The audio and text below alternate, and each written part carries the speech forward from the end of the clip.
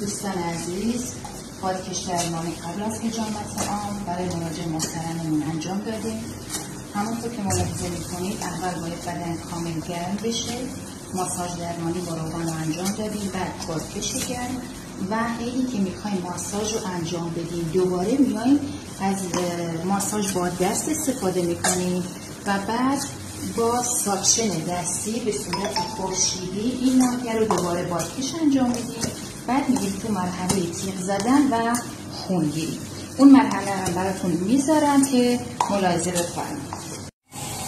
دوستان عزیز، بادکش سرد و با ساکشن برقی و ساکشن دستی میتونیم انجام بدیم. الان من با ساکشن برقی دارم انجام میدم ناحیه حجامت عام. حجامتی که ایشون قبلا انجام دادن از ناحیه حجامت عام خیلی دورتره. تیغ‌ها اصلا مورب نیست، کاملا عمودی زده شده. حالا به هر حال ما اینو قضاوت نمی کنیم، ولی میخوام اصل حجامت عام رو براتون توضیح بدم.